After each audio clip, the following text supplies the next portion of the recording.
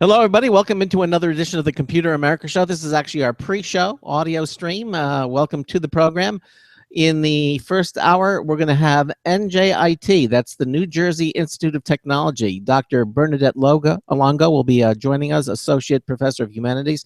She's written a book about Edmund Berkeley. Who is he? Well, he contributed to establishing the Association for Computing Machinery, better known as the ACM. And we have his story, and she's going to be explaining all about Edmund Berkeley and also the New Jersey Institute of Technology. So that'll be in the first hour. Should be a very interesting interview. And then the second hour, Jetico will be joining us. They provide military 1 minute until showtime. Military standard data protection software for Mr. Michael Waxman, who's the CEO of Jetico, will be joining us in the second hour. If we have time, we'll do computer and technology news brought to you by Slimware Utilities. So sit back, relax, enjoy the show as we begin 2 hours of the Computer America Show. Because, you know, if it's good enough for the military, probably good enough for your business. That's it.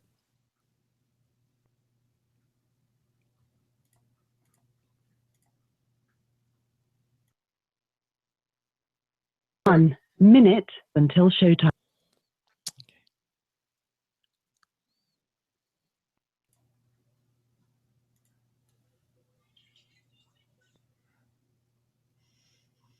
15 seconds.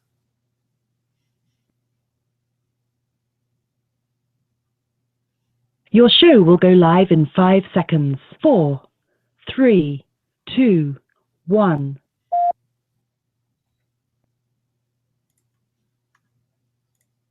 Broadcasting live, it's America's longest-running national radio talk show on computers, Computer America, hosted by national columnist Craig Crossman. Look for Craig's weekly column in your favorite newspaper. This show is being beamed nationwide at ComputerAmerica.com. Keep it here for technology news, computer products, guest interviews, and your phone calls. You're listening to Computer America. Hello and welcome into the Computer America Show. It's the nation's longest running, nationally syndicated radio talk show on computers. Computer America is heard around the world and coast to coast. And I'm your host, Craig Crossman.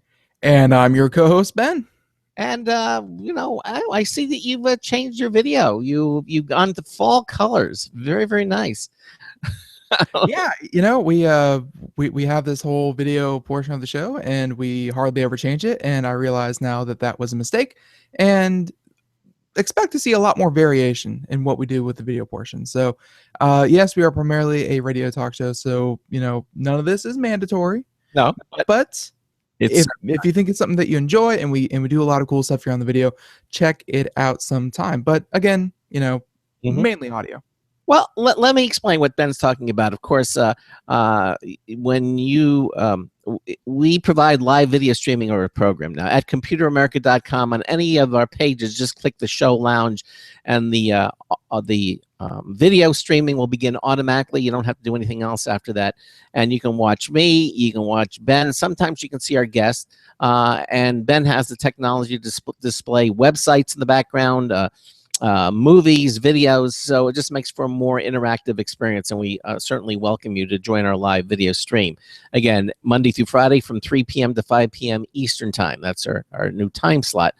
And then the other thing, of course, is if you have a comment or a question for our guests, we'd love to hear from you. Give us a call. The number is 347-884-8881. That's 347-884-8881. I'll get you on and get you through.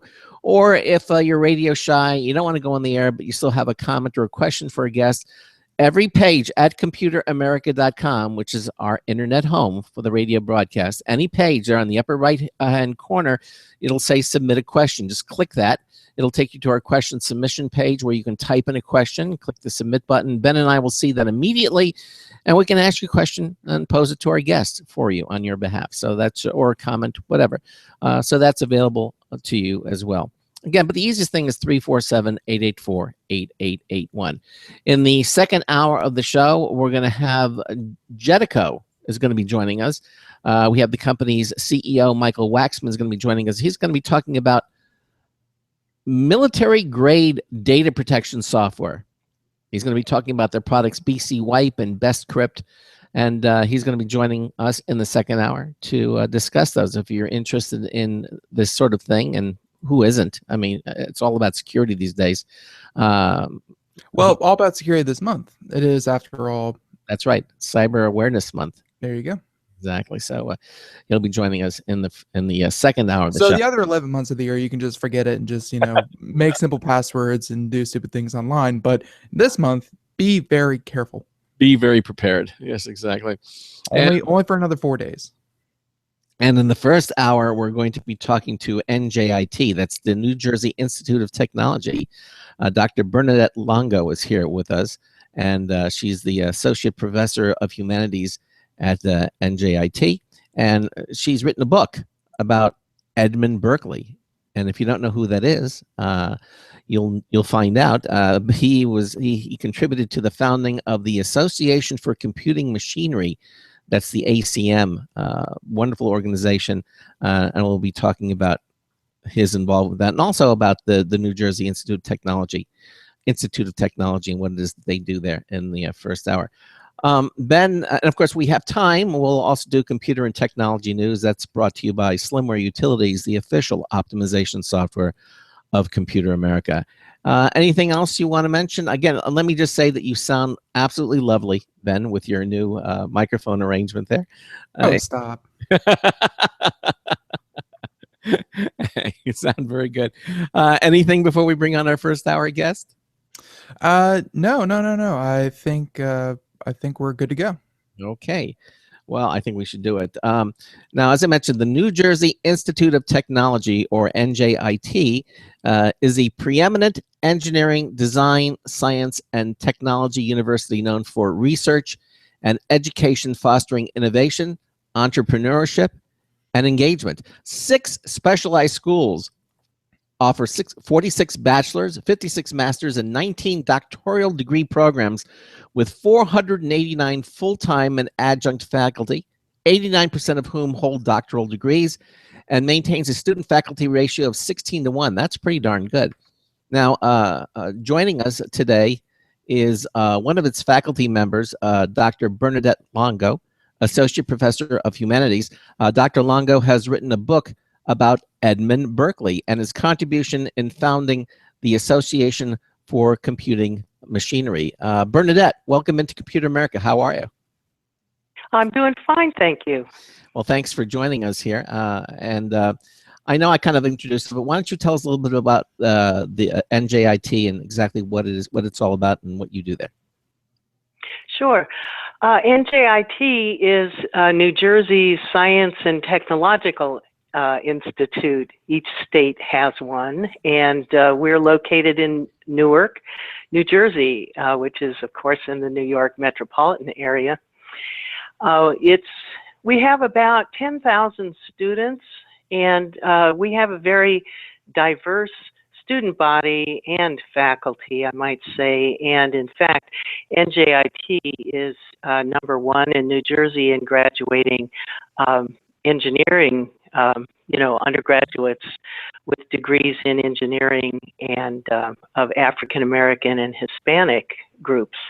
So we have a large international student population, and it's just kind of a melting pot for technology, I'd say. Okay. So now, so you're an associate professor of humanities, is that correct? Yes, I am. Okay. So why did you decide to write a book about Edmund Berkeley? I mean, what was the motivation behind this? And then we'll get to exactly who he is. But why did you decide to actually write this book? Sure. My doctoral degree is in rhetoric and communications. So I'm interested in language issues. I've been a writer for many years, even before I've been a professor. So I was interested in how the metaphors that we use to describe computers to the general public have affected what we think are possible or impossible relationships with computers. So I was looking at the metaphors that were used right after World War II when the computers were introduced from military into civilian use. And in my research, I came across the metaphor of either the computer as a robot, or the computer as a brain, or the computer as a giant robot brain, or, you know, these were the terms that popular journalists used a lot to describe computers to general publics.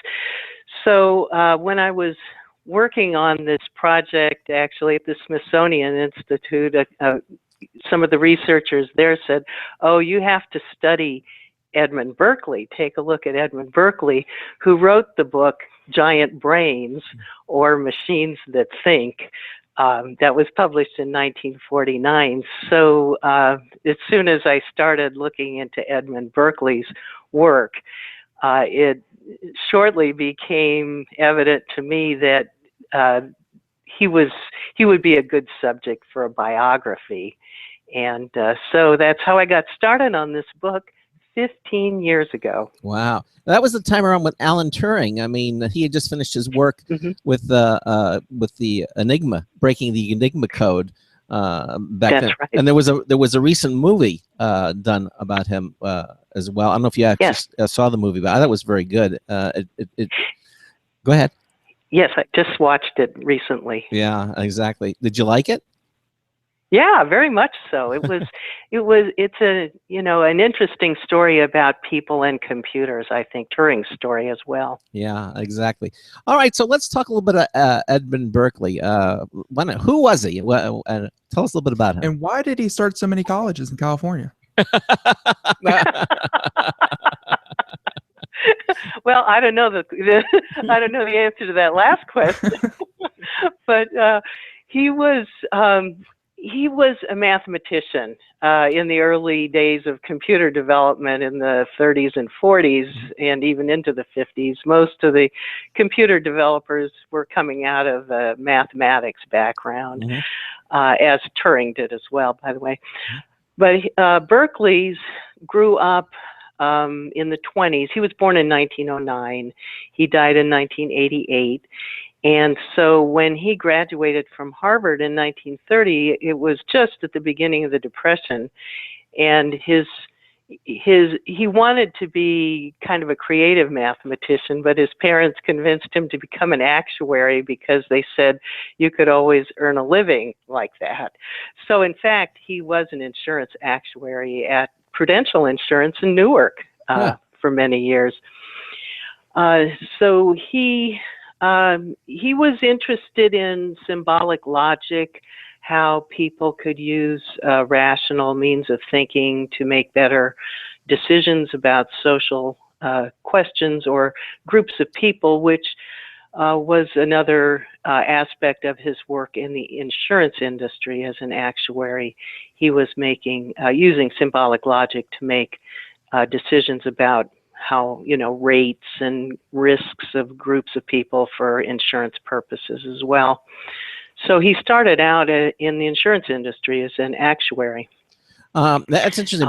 Yeah, because today actuaries make really good money too. I was thinking it's like that job that he got back in the 30s is still a job people hold today, and at the same company, no less. Yes, and it's quite. You know, the insurance industry in Newark, where I'm working now and where Berkeley worked, is quite an important segment of the economy there. Excellent. Well, all right. So, so that was his connection to computers, and can you talk a little bit more about his how he was connected to the development of early computers? I know that he wrote this book. Why don't you expand on that a little bit? Yeah. Again, Berkeley was mostly interested in symbolic logic, which he had learned in his work. He had a degree in mathematics from Harvard and had studied symbolic logic there. And so when he was working at Prudential as an actuary, he went to Bell Labs in 1939 in New York City to see an early computer that a guy named George Stibitz had developed, actually on his kitchen table originally, out of telephone relays that had off and on states, you know. Sure. And so Stibitz had developed this early computer using relay switches and binary math to, you know, I don't know, communicate information for long distance telephone development for equations, you know, the complex equations that they were dealing with. So Berkeley saw that on-off state as something analogous to a yes or no state in symbolic logic. Sort of so early on, sort of the precursor to digital, because that was all zeros and ones. Absolutely, yes, yes. Because this was a time too when analog computers were still widely used, especially at MIT and out west in the University of California. But Berkeley saw that this could help people make decisions using symbolic logic. So he really early saw kind of the thinking potential, or the artificial intelligence kind of potential of early relay computers, which, you know, this was before the electronic computers. Sure.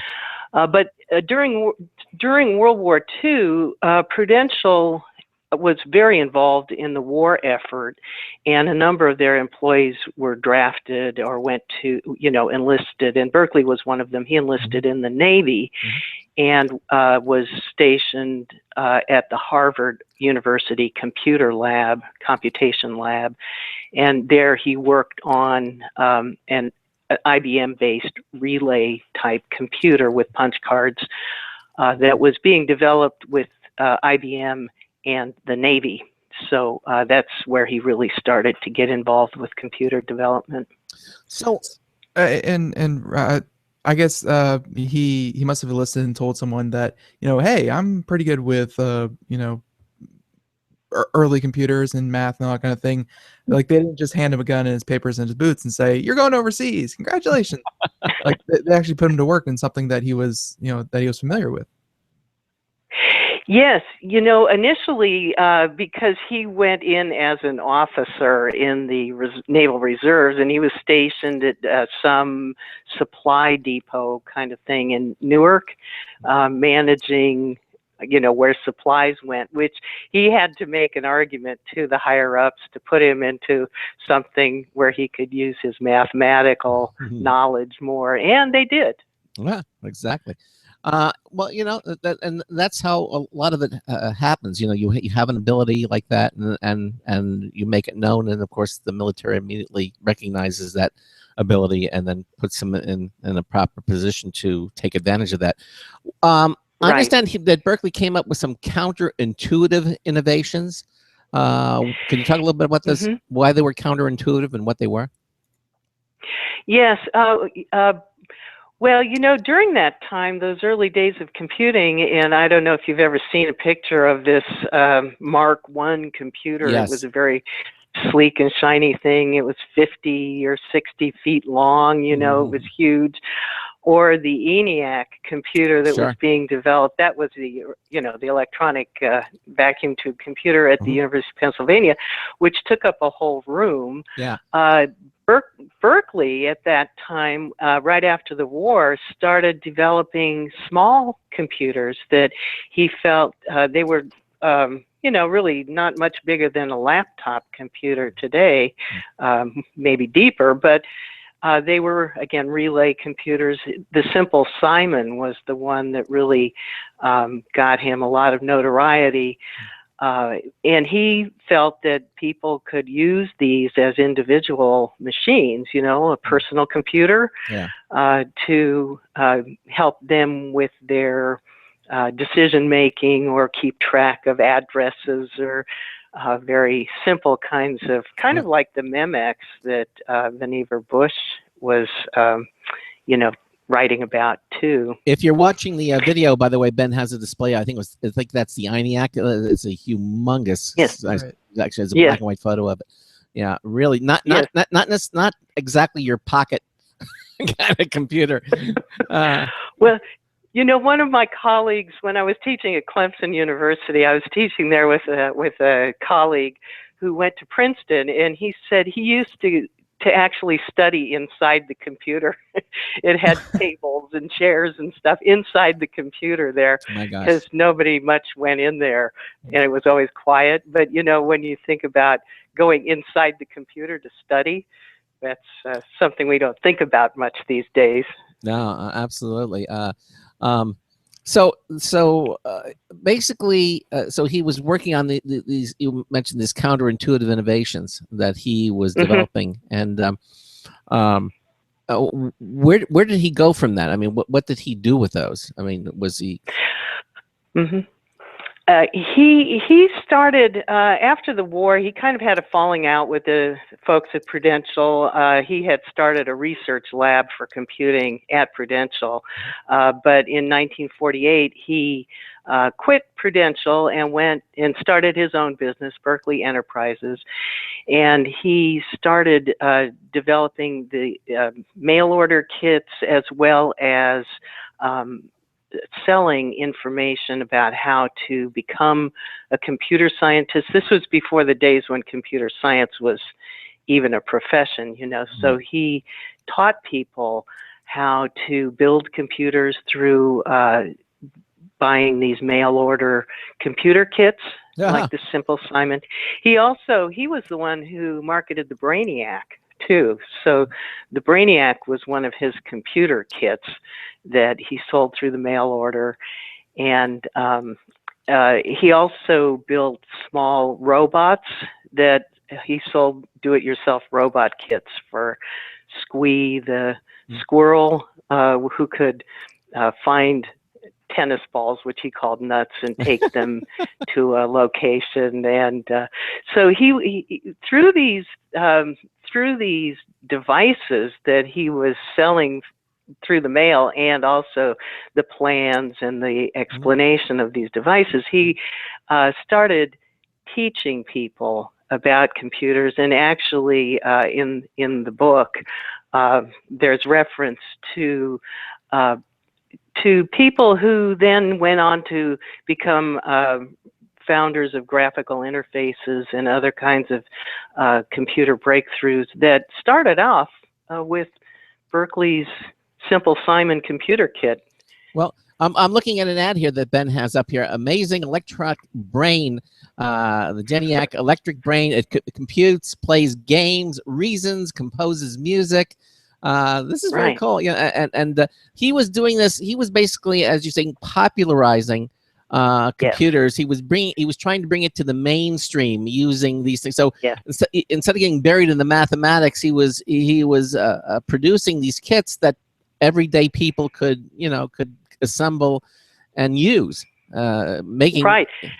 Go ahead. So because at the same time, you know, these again, when you put this in the context of giant computers like the ENIAC or the Mark I, which cost hundreds and hundreds of thousands of dollars at that time, which were well beyond the reach of even universities or government agencies to purchase by themselves.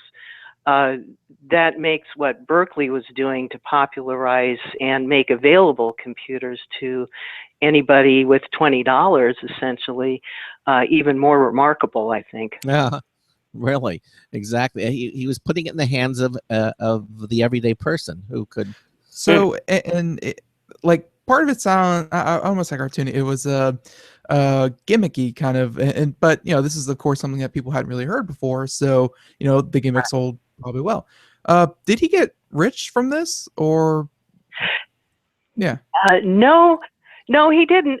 He was certainly through the early 50s. He was very successful. He traveled all over, giving demonstrations and talking about these devices that he was making and about symbolic logic. He got a lot of publicity on, his devices, Simple Simon was on the cover of Scientific American. Wow. He was on the cover of Life magazine.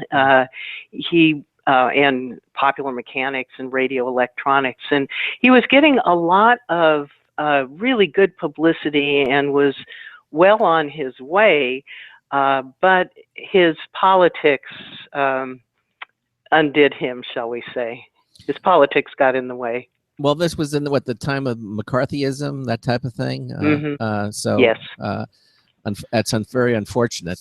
Yeah. So it sounds like a good segue. What were his political beliefs? Because obviously, very, very smart man. Doing things that really hadn't been done before. How was he so vehemently political that he just couldn't really get out there or more? Well, he was, he was a very populist kind of guy.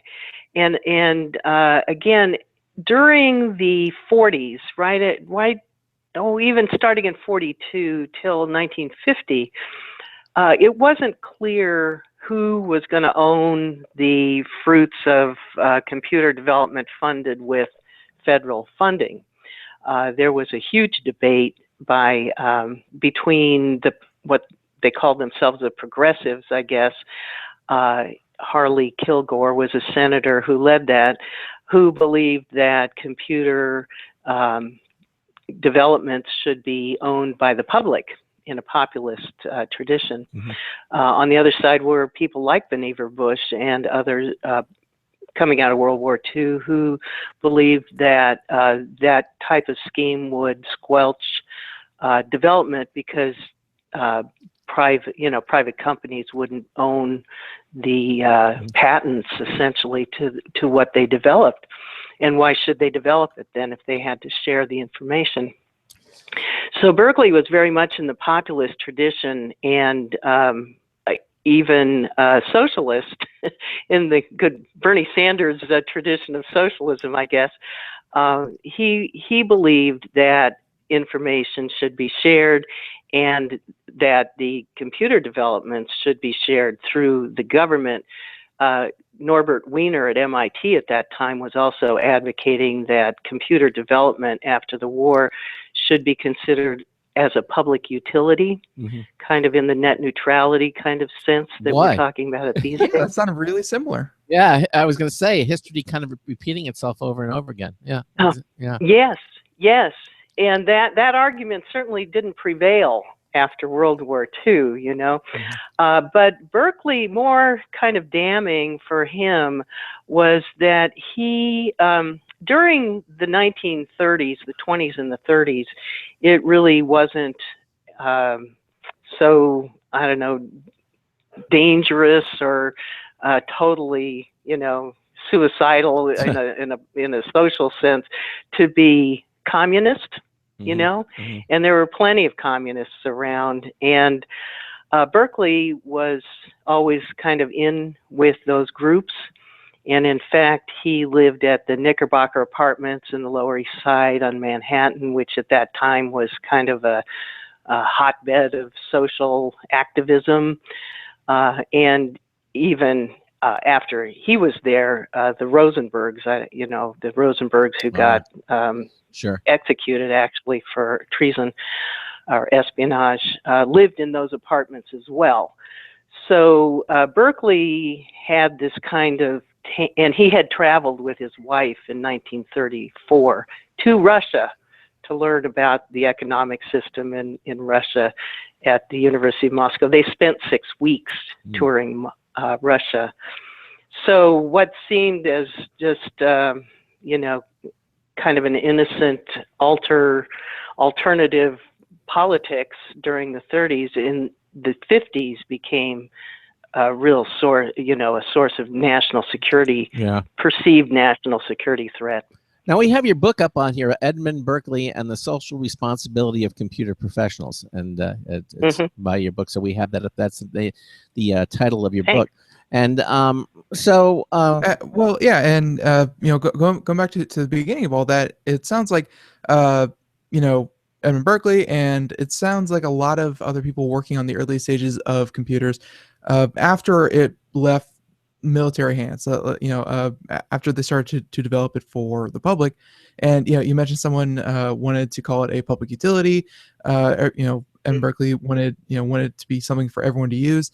Would you say that was and sorry if I make you run to the commercial break here, like about a minute, but the question kind of is, would you say that the people working on early stages of computers and computing technology really wanted this to be open, transparent, free? Because it seems like if you wanted to develop something that was easily censored, easily redacted and stuff like that, you would start from the ground up. But the people making this, I mean, they wanted it pretty accessible. There certainly was a contingent of people who did want it accessible, and at that point too, it was hard to share information. Developers were having a problem sharing information, so it was affecting computer development. So the people who were working on them kind of on the ground really wanted to share the information. Yeah, exactly. When we come back, because we're at the bottom of the hour break, Bernadette, but what I'd like you to talk a little bit more about is how Berkeley contributed to the founding of the ACM, that's the Association for Computing Machinery, and get into that, and also how he contributed to establishing computer science as a profession. I think these are things that'll certainly be of interest. But we're going to pause here for a few minutes, and then we'll come back to you, okay? All right. Okay. All right. You're listening to the Computer America Show. Ben and I are talking to Dr. Bernadette Longo, Associate Professor of Humanities for NJIT, the New Jersey Institute of Technology. Her book, Edmund Berkeley and the Social Responsibility of Computer Professionals, is her book. We're going to pause for some commercial messages. Also, a news tips bulletin review. That's all coming up. And then we'll be right back. You're listening to the Computer America Show. Sometimes disaster strikes. Data can be lost due to many different reasons. Accidental reformatting, power spikes, virus attacks. Zero Assumption Recovery provides a suite of highly effective and thorough data recovery software for Windows operating systems. ZA is suitable for home users and small businesses who need a powerful data recovery solution for Windows and Linux file systems. Go to z-a-recovery.com. Sometimes disaster strikes. Data can be lost due to many different reasons. Accidental reformatting, power spikes, virus attacks. Zero Assumption Recovery provides a suite of highly effective and thorough data recovery software for Windows operating systems. ZA is suitable for home users and small businesses who need a powerful data recovery solution for Windows and Linux file systems. Go to z-a-recovery.com. Hi, this is Craig Crossman, host of the Computer America Show. You have important meetings to schedule. Your company's getting ready for its IPO, and you're in charge of the PTA fundraiser this month. So how do you coordinate everyone to be available at the same time? Are you still using emails, phone calls, even text messages to schedule meetings with a group of people? How's that working out for you? Not so great, huh? It's a fact that every day, millions of people suffer from scheduling headaches. Well, with Doodle, scheduling meetings with a group of people is quick and easy.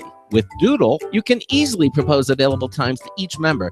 Each one checks off the times that they're available, and then you simply pick the time that works best for the group, all in an easy-to-read display that integrates with your existing calendar. Nothing could be more simple. Give Doodle a try for free, and like millions of Doodle users, you'll truly see how easy it is to find the perfect date and time for all your meetings. That's www.doodle.com.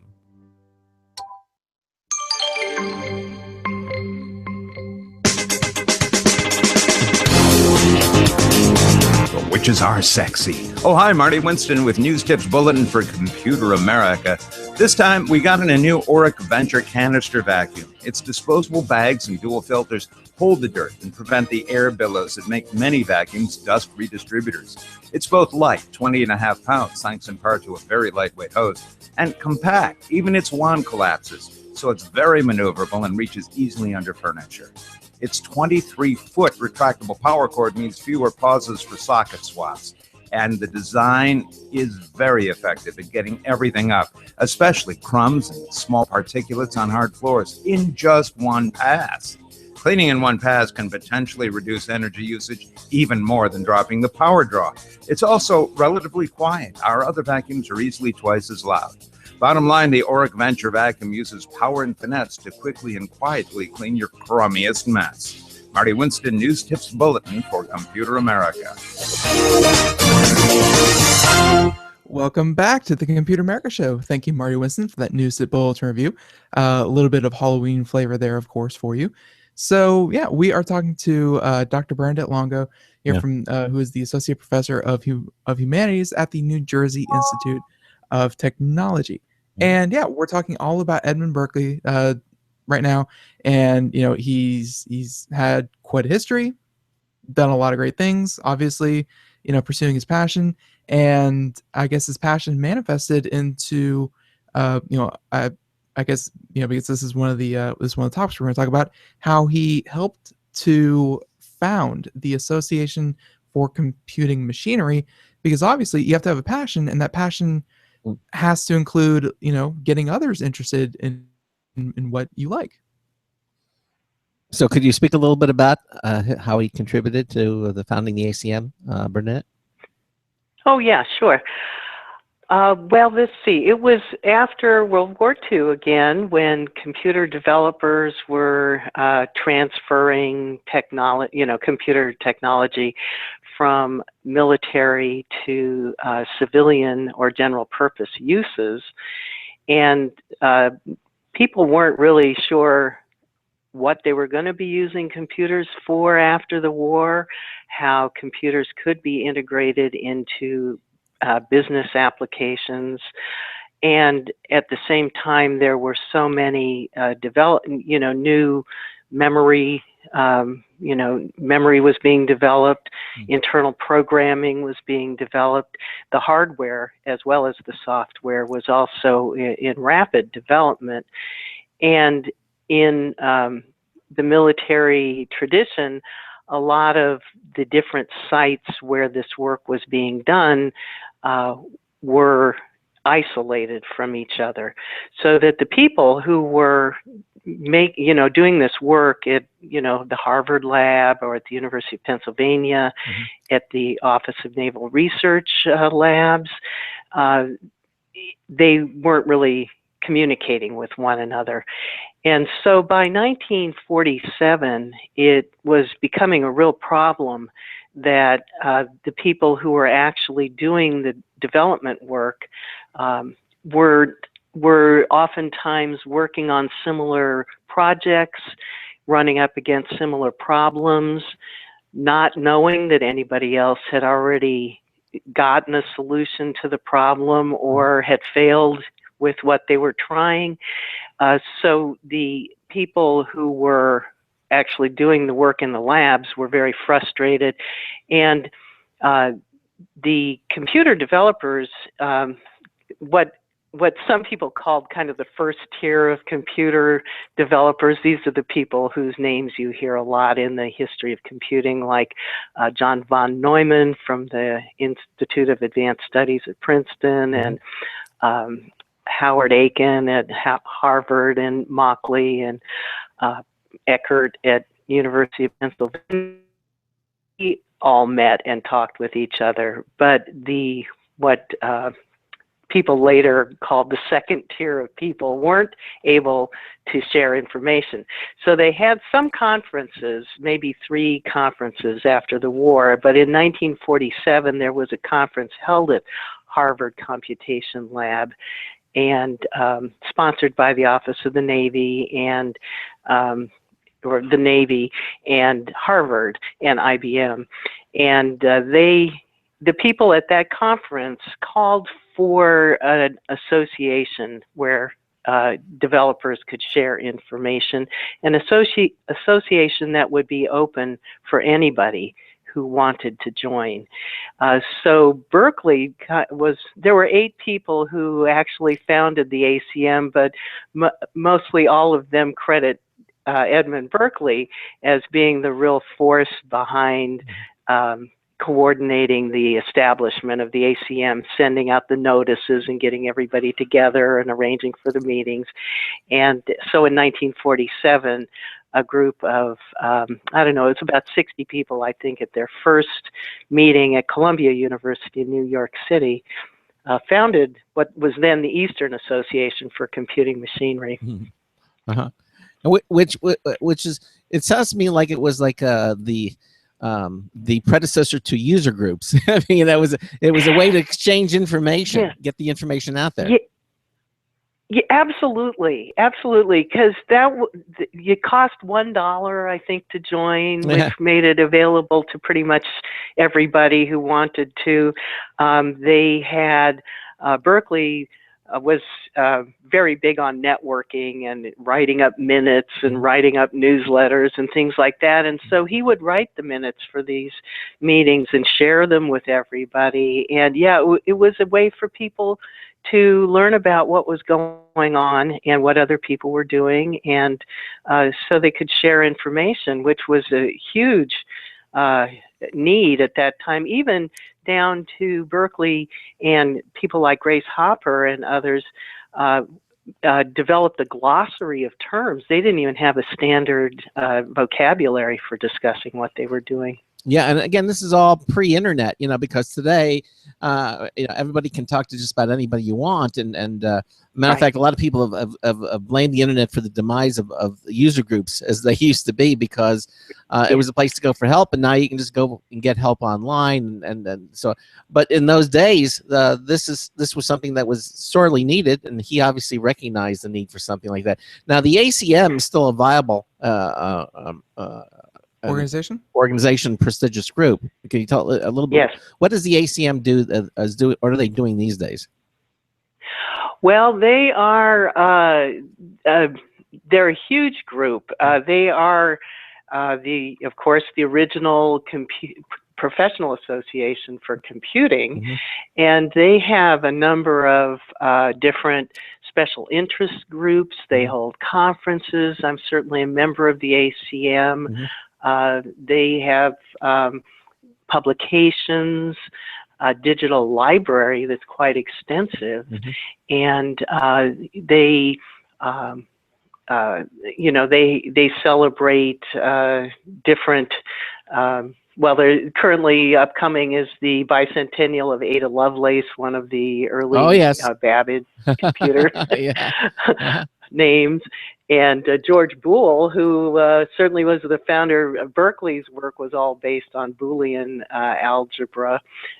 So the ACM is currently looking forward to celebrating those anniversaries. The ACM, I have to give them, give them the kudos and thank them. They give them my thanks for publishing my book on Berkeley. So they just started a new their publishing arm. Again. No, I remember Ada. Actually, my degree is computer science and engineering, and I remember that I had to learn a programming language called Ada, which was named after her. Yes. So absolutely. So yeah, and the ACM today it's a prestigious. You don't have anyone. I believe anybody can join it. It's open to anyone who wants to, but I know they have different honorary. I mean, it's prestigious to be a member of the ACM, and that kind of a still costs $1 too. So probably a little more, but so and Berkeley lived to what year how long did he live to? He was, let's see, he was born in 1909 and he died in 1988. All right. So he was around for the Vietnam War, and I understand he opposed the Vietnam War, and can you talk a little bit about his opposition to the Vietnam War and how it connected to his beliefs about social responsibility of computer professionals? Yes, well, ever since the founding of the ACM, Berkeley was working to establish ongoing committees on the social responsibility of computer people. He called them computer people. And this was kind of an off-again, on-again effort within the ACM. Berkeley was the secretary of the ACM until 1953, but he was always advocating for these issues that seemed troublesome and even, unpopular with a lot of people. So he spoke his conscience right from the beginning to the end. He wasn't hesitant about speaking up for his belief, and other people shared this belief, that if you had a specialized knowledge like computer programming or computer development or mathematics, that it was your duty, certainly your ethical responsibility, to use that knowledge for good. So he didn't believe that, especially into the 50s, when computer people were using their knowledge to develop missile guidance systems, he was vehemently opposed to that kind of work. And which, of course, got him into a lot of on the wrong side of a lot of companies, as well as the military. And in fact, in 1972, it was the 25th anniversary of the founding of the ACM. And the ACM decided to have a big anniversary celebration in Boston at the Sheraton Hotel, and one of the speakers, Franz Alt, was going to speak about the history of the ACM, and Berkeley was supposed to be the keynote speaker on the future of the ACM. And he got up, and I talked to Eric Weiss, who was actually the MC at this event. He and I had a phone conversation about this, and Berkeley stood up and said, "All of you people who are working on on these missile guidance systems, it's your obligation to quit your jobs, to stop what you're doing." And he just went on, and people got up and left. I mean, it was this. And it's kind of one of the, I don't know, black holes of ACM history right now. Right now. But it was highly unpopular. But he thought that computer developers should wage peace instead of waging war. Well, sometimes it's a hard lesson to learn. Now he was around. I mean, he was around for the internet. I mean, he obviously saw it, and he was alive. When Apple started to take off and IBM were taking off. I mean, was there any contact or what he thought of all of this? I mean, how computing was just growing by leaps and bounds when he first started. Yeah, those are good questions. I didn't do as much research into those later years of his life, although at the 40th anniversary of the ACM, they decided to do a videotape of him rather than have him speak live. Although he was quite ill at the time with cancer. But he did do a video tape and an interview with some folks from the ACM, which he didn't really talk so much about computer developments as he did about social issues. He was still quite concerned about the proliferation of nuclear weapons, as well as the implications of overpopulation and climate change, too much carbon dioxide in the atmosphere. Global warming? Yeah, global warming. He saw that as one of the real threats to the future. So he kind of was focused on social questions rather than technological questions at the end of his life. Well, I mean, obviously he had strong, but it's really nice that someone like that he can do so much, but at the same time every problem that he really saw that he spoke on, and maybe it's just history and ignoring the arguments that really didn't come to fruition. But so far, it sounds like everything that he kind of predicted being a problem or happening, he had a pretty good mind of what the problems were going to be.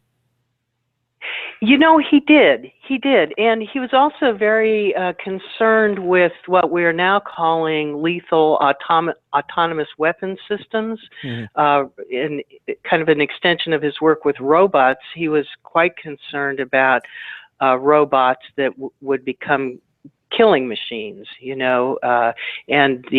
how how you figure out the ethics of that. So he was really visionary in so many ways, and yet his politics negated a lot. People just didn't listen to him because they thought he was a communist crackpot, quite frankly.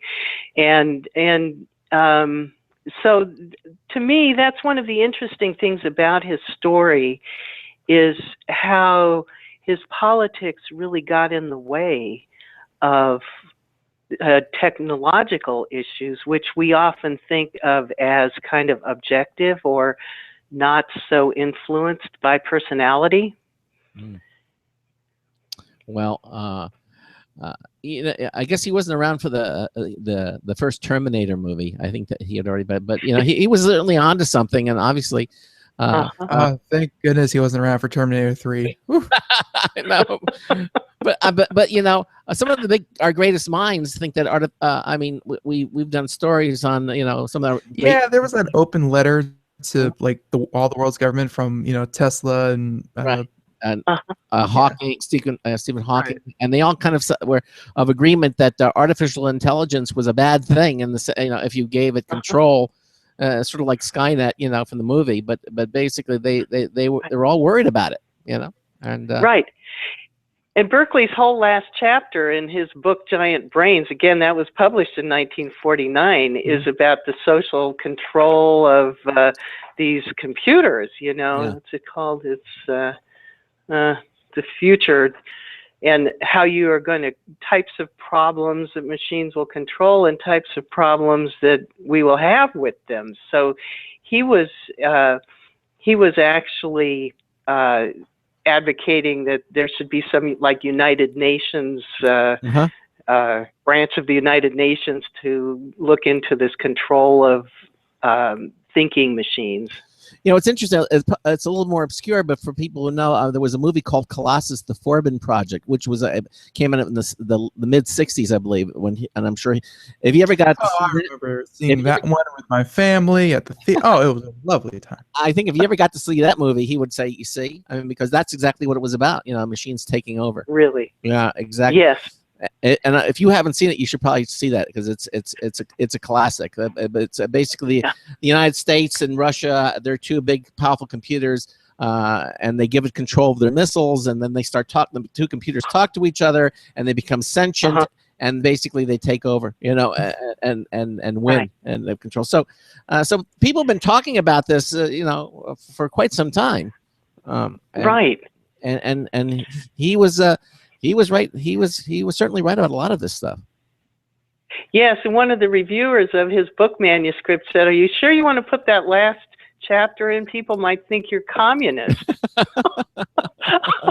I don't know where that comes from, but there you go. Yeah, well, exactly.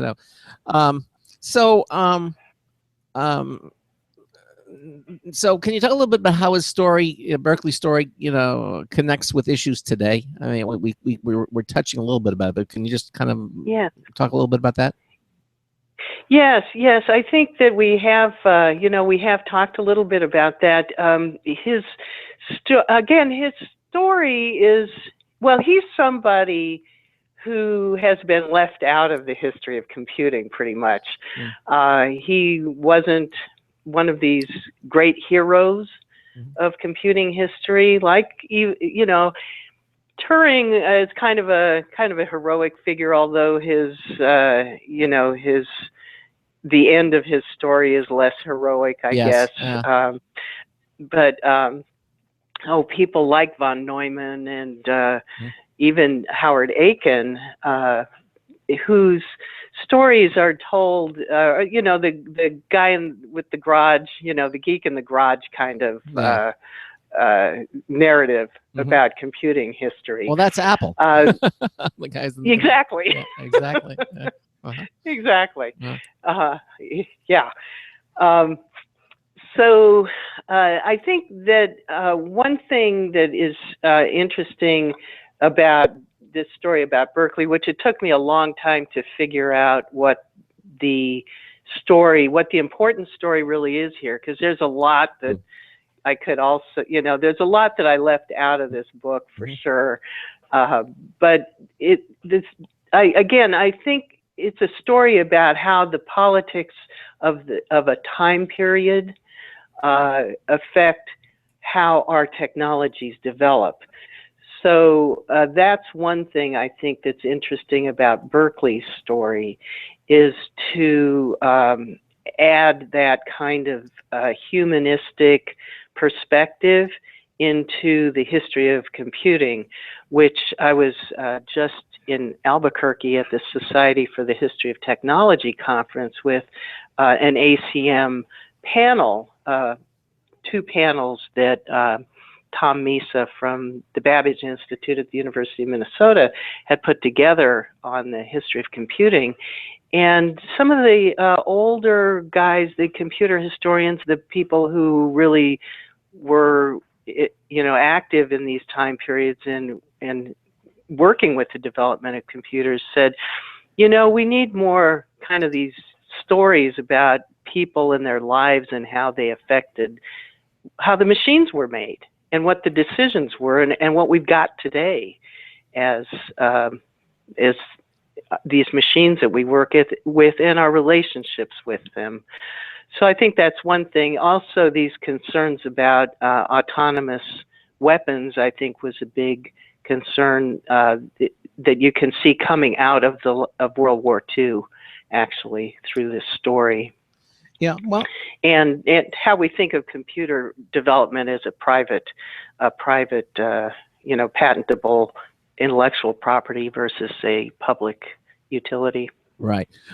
Well, again, we're pretty much out of time, Bernadette. But I do want to thank you for being here with us. And again, the book. Where can they get the book if they want to read more about it? Well, they can go to the Morgan and Claypool site, or it's available on Amazon or Barnes and Noble or any of the online booksellers as well. Okay. Well, again, I want to thank Ben. I want to thank you so much for being here with us, and very interesting. Very, very interesting, and knowing a little bit about where everything came from certainly is a good place to start and understand where all the wonderful technologies that we have today, how they came about. Certainly can. Well, thank you, and thank you so much for being with us here on today's show, Bernadette. Thank you again. Thank you very much. All right, take care. Bye-bye. Bye. Bye-bye. Dr. Bernadette Longo. Bye-bye. Dr. Bernadette Longo, again, Associate Professor of Humanities from the New Jersey Institute of Technology. And, okay. And again, you can read her book on Edmund Berkeley. You can go to Amazon and find it for yourself. We don't have time to do any news at this point. Yeah, no. We definitely have some in the reserves, because hey, who knew? News happens even when you don't report on it. So there are some very interesting news stories, and possibly in the second hour if we get a chance we'll do them. But just got a little bit of time to kill. Yeah. There was something else that I wanted to mention, but now it escapes me. So are you announcing your holiday costume, your Halloween costume? Yes, I'm going as you. It's a horrible costume. I know. I can say that with all authority. Poor man. No, we don't have any trick-or-treaters coming. Now where you have trick-or-treaters come around, right? By the truckload. Yeah, exactly. Kids everywhere. Yeah. And it's a Saturday too. Like on most holiday or most Halloweens, they usually land like a Thursday, a Tuesday, a Wednesday, sometimes a Friday. But this one lands on a Saturday. Mm. That means there's going to be kids all day and all night long. Oh. Ugh. You know, when I was younger, I was like, yay, you know, Halloween, Saturday, more candy. I have more time to go out and get candy. Now that I'm the one handing the candy out, I'm like, oh, man, please just land on a Wednesday. Because, you know, the parents don't want to, you know, take their kids out. Yeah, exactly. Well, coming up in the next hour, we're going to be talking to Jetico. This is a company that talks about data encryption, and we're going to have Michael Waxman is going to be joining us, and he is the CEO of Jetico. So if you're interested about security and encryption technology, certainly going to be an interesting hour.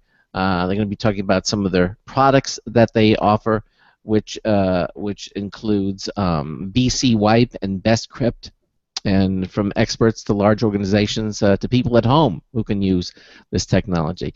Again, you can head over to computeramerica.com and watch our live video stream, and you'll see all the different websites. Ben will be. My understanding is our guest in the second hour will not have video; it'll just be audio. So right. But hey, you know, these things happen. That's fine, and certainly we'll have that again. Let me just quickly remind all of you that coming up on Friday is our social media winner of the week, and just wait, before even that, I have a grievance with the new iOS update. Oh, really? The 9.1? Right. Yeah. What's your grievance? I don't know if this is for you, but as soon as I upgraded to it, traditionally it's been a 4-number PIN number.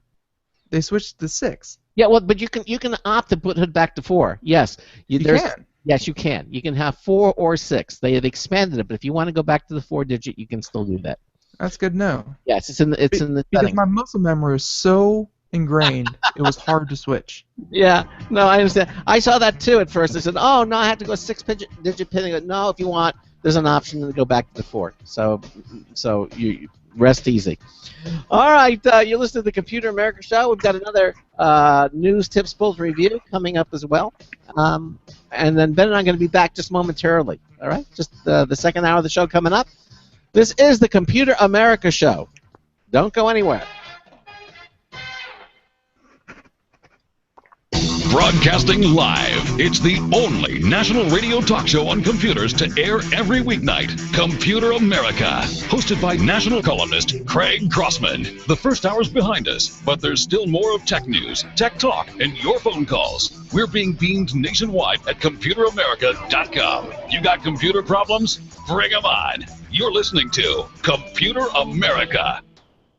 Computers run the world, and we run computers. Call us or send us an email to live@computeramerica.com. Hello and welcome into Hour 2 of the nation's longest-running, nationally syndicated radio talk show on computers. This is the Computer America Show, and I'm your host, Craig Crossman. And I'm your co-host, Ben. And if you missed the first hour, very interesting. Dr. Bernadette Longo, Associate Professor of Humanities at the New Jersey Institute of Technology. You guys were worried that wouldn't go the hour. And really, you know, he was so instrumental to the development of the personal computer as we know it, and just, you know, computer systems in general, that I'll be honest with you, I kind of knew that we'd be able to fit the entire man's life in more than 50 minutes.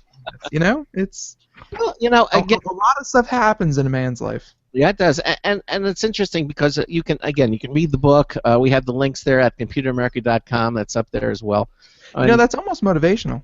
Yeah, you can. It's like, do you want your life story to be able to be finished in 45 minutes? No, then go do something interesting. Yes, exactly. But you can listen to it again. We have archives of the show. Just go to our archives page at computeramerica.com, and you can see this for yourself. And watch it and listen to it again. All right. Yeah, it was interesting. So many of the things that he did were the precursors to how things are today. You know? Seriously. Yeah, very much so. Okay. Well, let's. You want to move to our second hour guest? And no, why don't we keep him waiting for about another, I don't know, 15 minutes? Do that. What do you have for lunch? We could do that. No. But you know, I'm glad that you mentioned that the iOS 9.1, it defaults to the 6-digit PIN, but you can go into settings and say, I want to go back to the 4-digit pin. So you can do that. I'll admit I didn't like it at first because again muscle memory, and I still use my 4-digit pin. But after maybe about 2 days, like not even 2 days, I was able to expend the extra half second it takes to enter 2 more digits. Yeah, and but you don't. Are you going to go back to the 4-digit pin now that you know that? No. You'll leave it 6 digits. Okay. Yeah, the whole process only takes less than a second. So. Well, if you use Touch ID, you wouldn't have to do it at all. Or that. Yeah. I have them both set up. Okay, good. All right. Well, let's talk about our next guest company, Jetico, and what they do is they provide military standard data protection software for all sensitive information throughout the life cycle. According to them, it's powerful yet easy to use.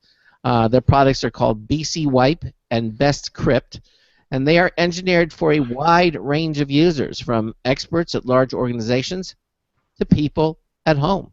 Really. Now, here to discuss them with us is Jetico's CEO, Michael Waxman. Michael, welcome into Computer America. How are you? Thanks, Craig. Can you hear me all right? Oh, yeah, we hear you fine. Great. I'm waiting in suspense to hear what you had for lunch. Let me ruin that little surprise for you. Probably a burger. Probably a burger. Nice. Oh, yes. So yeah, you sound fine. We can't see you at all, but at least That's okay. We can hear you fine. So Okay. So Michael, why don't you explain to our listeners a little bit about Jetico and what it is that you do over there? Sure. Well, thank you for the wonderful introduction, and also really thrilled to be here today with you guys. Thanks for inviting me. And yeah, we don't have the video because actually I'm sitting here in Finland. It's now 10 o'clock at night here. So I don't think you want to see me at this hour. It's quite dark. Okay. Oh, so the sun went away. So the webcam. Okay, right. I get well, you. Here in Finland, the sun went away and pretty much does not come back until mid-January. So. Oh boy. That's yeah, it gets dark very early this time of year, and the sun doesn't get up till late morning. Of course, the summers here are the opposite, which is fabulous. You're based in Finland? You live there year round, pretty much? Right, and actually 2 days from today, October 29th, will mark 10 years for me living in Finland. Wow. I grew up in New York.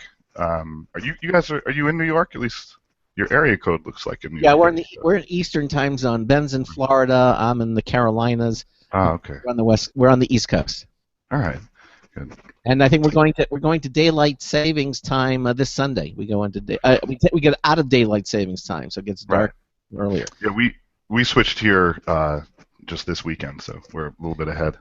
So. I will say that we definitely have a lot of different people on the show from overseas. We seem to be getting more and more companies on over from Europe, but I'll be honest with you, an American to a European country is an oddity. Like, that's really the first time that I've heard about it. Plenty of talent comes over to the U.S., but not a lot of talent seems to go over there and well, take it the other way. At least you haven't picked up a Scandinavian accent. It depends. I'm talking with Americans. My brother likes to make fun of me, though, that sometimes I do sound like I forgot how to speak English properly.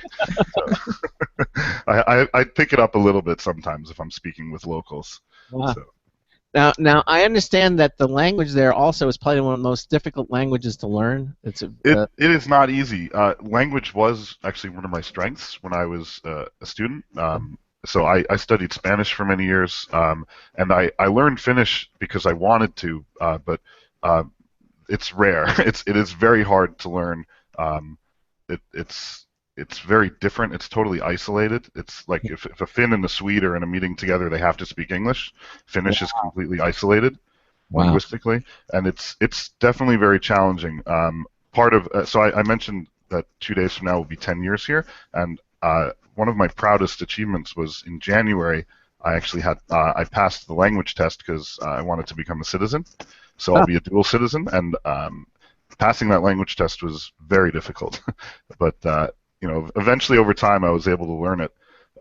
What makes it so difficult, though, is sort of a funny thing about it is, despite the language itself being very hard, no one here actually speaks it. they all speak English too well, so that makes it nearly impossible to learn because everyone just wants to show off their English or practice it. So Makes it very difficult. Just pretend like you're speaking it, and I'm sure if you do it with enough confidence, they'll just give you the license. Right. I can say you know one word of Finnish, I'm sure. There's a hot wooden room where you throw water on some stones, maybe after the gym. Sauna? Correct. That was invented in Finland, and that is a Finnish word. So you speak one word of Finnish. Well, better with the one than none, I guess. Right. Yeah, you're on your way. We're on our way. Yeah, exactly. Right. So tell us a little bit about Jetico. Right. Sure. Of course. So just related to Finland as well. My background is not technical at all. I've always loved computers. My background though is more in marketing and communications and business management, whereas the Finns they're basically like a country of engineers, so what Jetico does, we develop, as you said, data protection, and that's really all we do, pure and simple, and that's really very much what I like about being in Finland and also working in Jetico is, while the people are very much engineering focused, they're maybe not the best at promoting that technology and letting the world know that it exists and why it's useful. So that's kind of a nice niche that I found for myself here in this country where I feel I can help. So what's great about Jetico is just how we're focused purely on protecting your data on the endpoint, just complete endpoint data protection. A nice analogy I like to use about what we do is, if you can imagine that your operating system, it's like a messy, cranky baby. I have 2 small kids at home, so I've been pretty familiar with what that's like, and it's just, anytime you try to feed a messy, cranky baby their food, it just it goes all over the place. It's on their face, on the walls, on the table, and that's exactly what your operating system is doing. Anytime you're editing files or moving them or deleting them, there's just this mess that's left all around, and our technology turns that messy, cranky baby into a clean, happy baby, where anything that you want kind of locked up and safely tucked away, there's encryption for that. And then for cleaning up that mess beyond any forensic recovery, we have wiping software for that part. And that's everything we do. That's kind of what sets us apart from, we have competitors that are giants in the industry, like Symantec and McAfee, which is now Intel, companies like that. Then we run up against them head to head a lot. So those companies kind of try to do everything under the sun in security, whereas we're focused purely on protecting your data, and we've been doing that actually for a long time. We've been doing it now 20 years, and we've been pioneers in protecting data in a lot of different ways that maybe we can touch on today. Exactly, and there are so many ways of doing that, and I want to find out what techniques you use. Now, I understand you're not technologically, we're not going to get into that. Sure. I'm going to talk about some of the general things. We're not going to get into quantum encryption and all this stuff that is supposedly the future of data encryption. We won't get into that because that's a ways off anyhow. At least that's what everybody wants to lead us to believe. But you have 2 products, which is BC Wipe and BestCrypt. I'm assuming BestCrypt is the encryption product, and BC Wipe is the product that erases the information from your computer.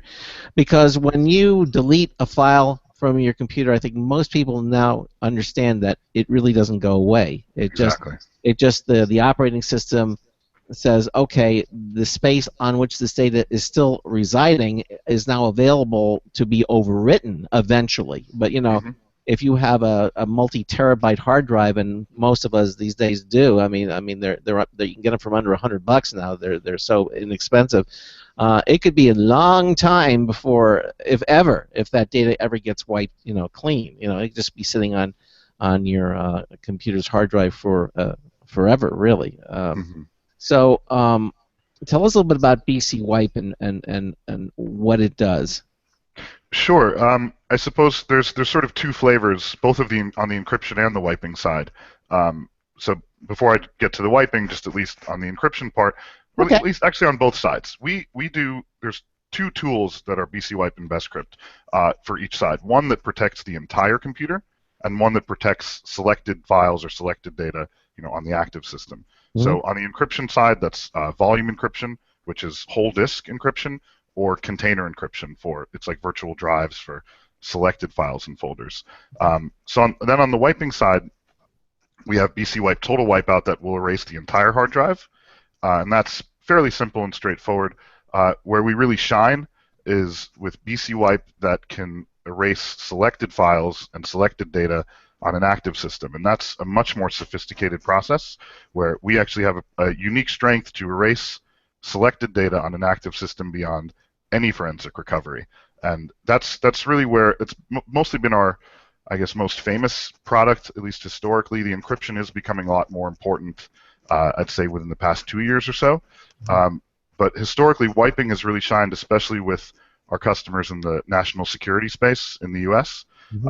BC Wipe has been synonymous with securely erasing data throughout the U.S. Department of Defense for about 15 years now. So we're used pretty much by every agency in the armed forces in the U.S., all of the top 10 defense contractors. So it's really widely appreciated for its strength, but also that it's very easy to use. As I said, I'm not very technical, but it's no problem at all for me to use it. You just basically right-click on a file and wipe it. There's, of course, a lot more where the experts appreciate it is there's a lot of ways to customize how that's done or where that's done or when that's done. Any questions? Yeah. What are some of the options? I mean, I figure you want to wipe something when you actively use a product like BC Wipe and you want to take something off, you want to use the best possible method. Why would you want to use? Oh well, there are options. You can wipe it differently or something. Why not just have one method to wipe it out completely? What are the options? Well, it basically depends on, I suppose, your level of paranoia. Right. For someone that's just that's just concerned about their personal privacy with a laptop, where they're probably not being aggressively targeted by three-letter agencies to recover their data, the default wipe setting is completely fine for you. If you're someone though who is targeted, perhaps by a criminal agency or anyone that you could imagine that would have the resources and the time and the attention and money to really go after recovering that data, that's where you might go into using more advanced techniques to kind of without getting too technical, just to use stronger and more time-consuming, mechanisms. So if you're someone who cares greatly about making sure absolutely it's gone beyond any recovery, then you might use some of the DoD wiping schemes, the more advanced mechanisms that would take more time, but time is secondary to the security. Right, and there are DoD guidelines, writing so many ones and so many zeros, so many different times over the same area to make sure that it's obliterated. Certainly, and of course it takes a little more time because we're talking at great speeds, today's processors and hard drives, but still there are these guidelines that you can adhere to. And then you'll hear things. We've heard things. We've had experts on the show that say, even if you use DoD, there are super advanced techniques. There's something called ghosting, and the data is still there. You maybe they have a hard drive whisperer that comes in, does a little seance, and pulls it out. Right, exactly. They have ways. Right. There are ways. I guess it's just you can only do what you can do, and hope for the best. I guess eventually, you make it so hard that it's just really, not worth their effort to get whatever data that's on there. I guess that's the bottom line, is just making it so impossible. Sure. The other side of it, where things can be more customized, isn't so much in how the wiping's done.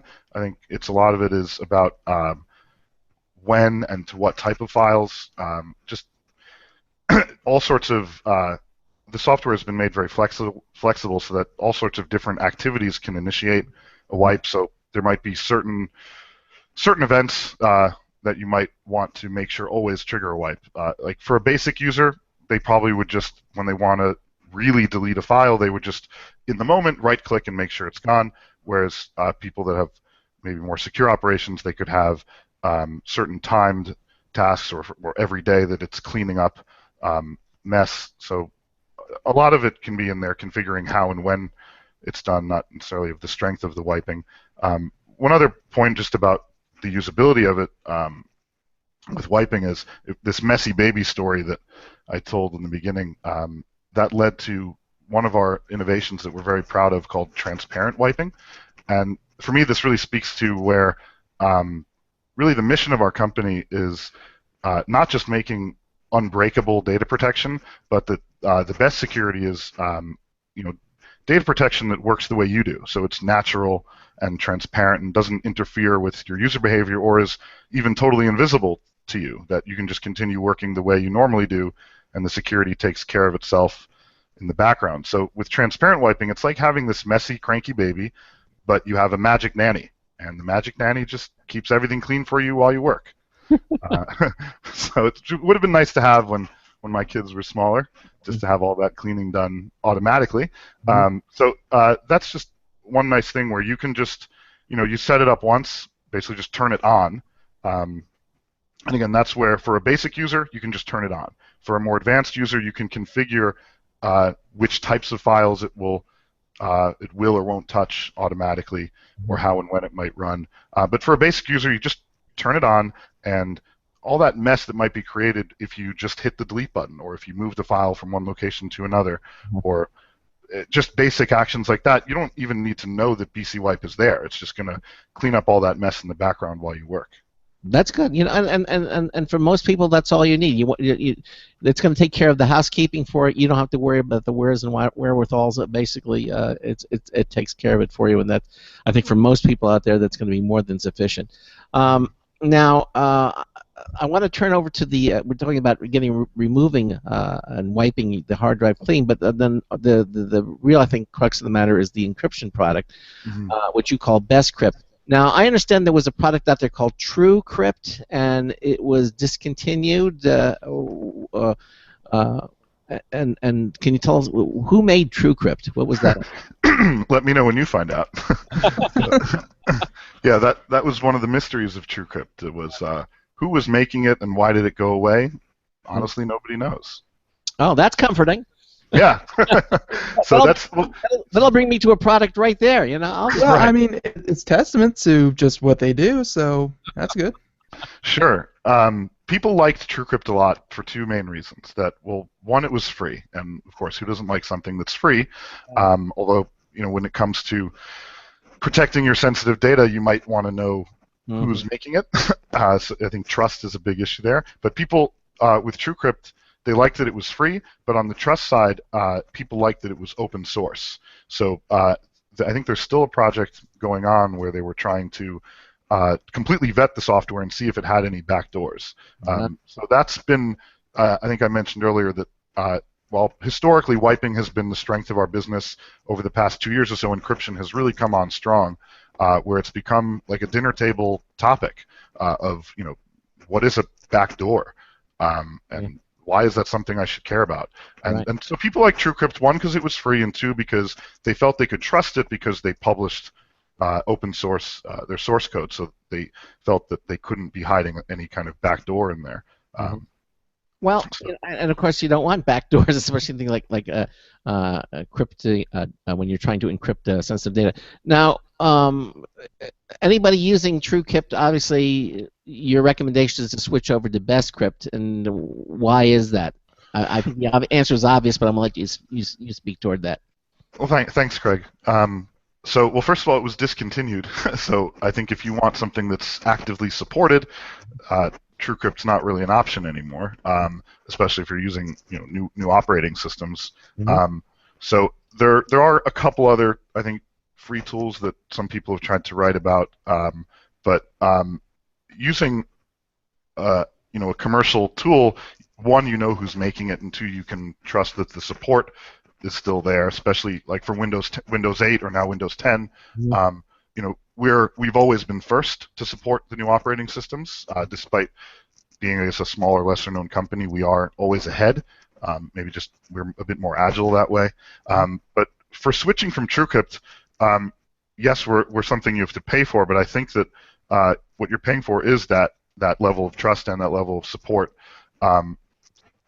What's familiar for TrueCrypt users, why we think we're the best option of any alternative for someone that has been using TrueCrypt, well, if it's the level of trust that you were concerned about, when TrueCrypt went down, we actually published our encryption source codes. So those are available on our website, and you can download them, check them out, and vet them. We also, unlike any other encryption company out there, we guarantee that there are no backdoors in our software. So I'm on record stating that, and that's how it has always been, and that's how it will be.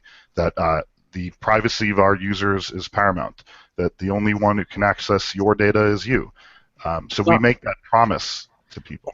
And the way that works is because there's a key. What technique does BestCrypt use? So even though everything is open, the math behind it, I assume, is what really protects it. Correct?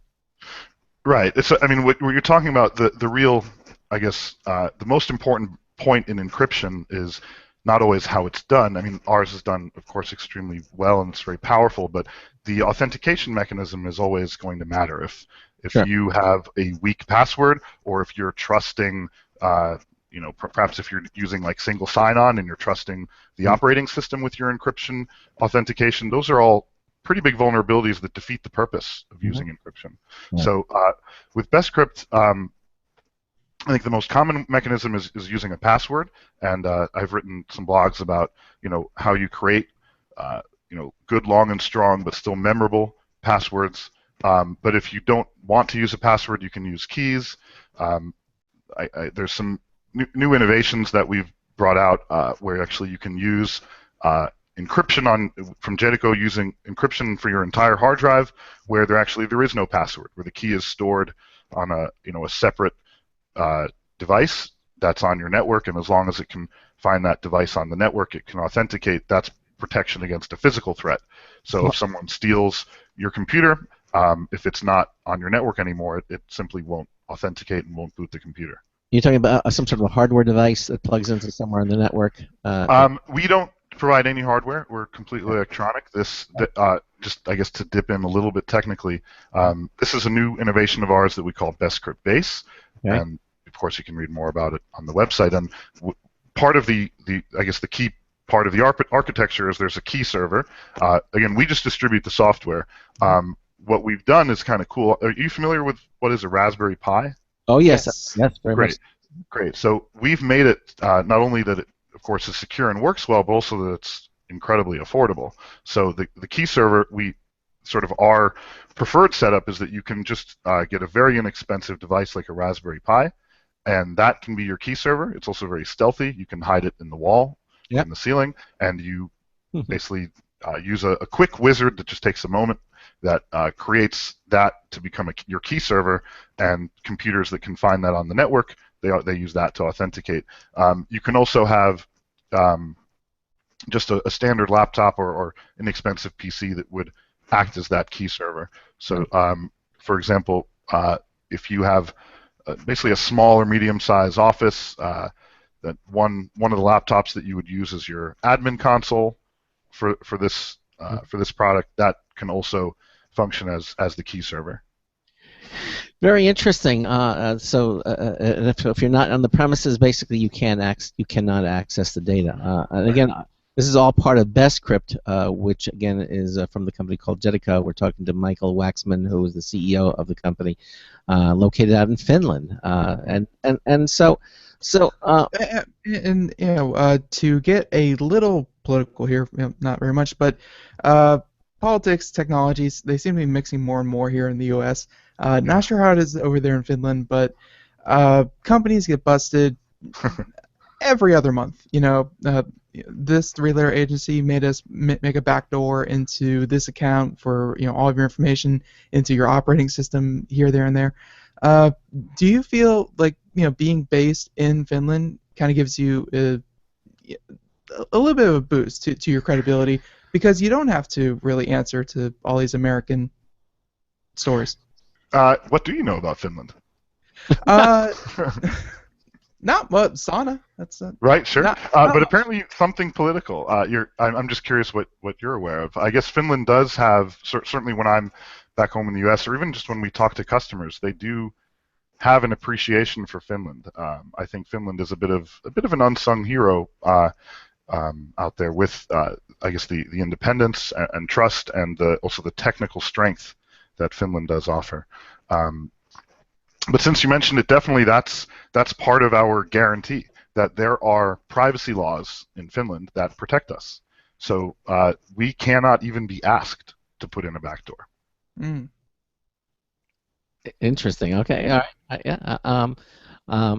So there is a little bit of a political benefit. Sure, encryption has become very political recently, in the past, I guess, 2 years or so, and it's we're appreciated by the political side as well, though. We just provide a tool that protects data very, very well, and that's appreciated by, I guess, the the authorities and the defense agencies and the political side, but also private individuals as well. No, exactly. Oh, and real quick, is this strictly for Windows, or which operating systems does Best Grip and all these other services work with? Yeah, sure. Yeah, good question. We are strongest on Windows, but we are compatible across all the operating systems. So you can use the encryption and the wiping on Windows, Mac, and Linux. So yeah, that's definitely one of the, just to kind of bring it back a bit. I didn't actually maybe completely answer the question about why people would like to switch to us if they're using TrueCrypt. Right. But one of the big strengths is actually the way our container encryption works is identical to TrueCrypt. That even the name itself, they basically copied us, and we more or less know that. We came first, and even just if you look at the names of our software, Best Crypt, one word, capital B, capital C, TrueCrypt, one word, capital T, capital C. So they were very much, you could say, inspired by how we do encryption, and so that's one very strong reason to use us if you're still currently using TrueCrypt. Is it works the same way? It's very familiar. So if Michael, you have yeah, sorry. That's okay. We're at the bottom of the hour. We're going to take a quick break, and then we'll continue on with this, okay? Thanks, Craig. All right. You listen to the Computer America Show. Ben and I are talking to Michael Waxman, who is the CEO of Jetico. They make BC Wipe and Best Crypt. We'll continue on with them. We've got a News Tips Bulletin review coming up as well. We'll be right back with Jetico right after this. Stay with us. Hi, this is Craig Crossman, host of the Computer America Show. You have important meetings to schedule. Your company's getting ready for its IPO, and you're in charge of the PTA fundraiser this month. So how do you coordinate everyone to be available at the same time? Are you still using emails, phone calls, even text messages to schedule meetings with a group of people? How's that working out for you? Not so great, huh? It's a fact that every day, millions of people suffer from scheduling headaches. Well, with Doodle, scheduling meetings with a group of people is quick and easy. With Doodle, you can easily propose available times to each member. Each one checks off the times that they're available, and then you simply pick the time that works best for the group, all in an easy-to-read display that integrates with your existing calendar. Nothing could be more simple. Give Doodle a try for free, and like millions of Doodle users, you'll truly see how easy it is to find the perfect date and time for all your meetings. That's www.doodle.com. Looking for a best friend? Brother Wolf Animal Rescue has your best friend waiting just for you. The mission of Brother Wolf Animal Rescue is to help build a sustainable, no-kill community where no dogs or cats are ever killed for population control, where true euthanasia is reserved only for animals who are irremediably suffering, or for animals who are truly a threat to society and with no hope of rehabilitation. Brother Wolf's staff and volunteers go door to door, neighborhood by neighborhood, to educate citizens about local resources available for at-risk pets and to help their families connect with those resources. Brother Wolf's community-based approach to no-kill helps keep family pets healthy, happy, and in their homes and out of the local shelter system in the first place. For more information or to make a tax-deductible donation to this wonderful 501c3 organization, visit their website at www.bwar.org. Help to realize Brother Wolf's vision when no animal is euthanized for lack of a home. Who's a good boy?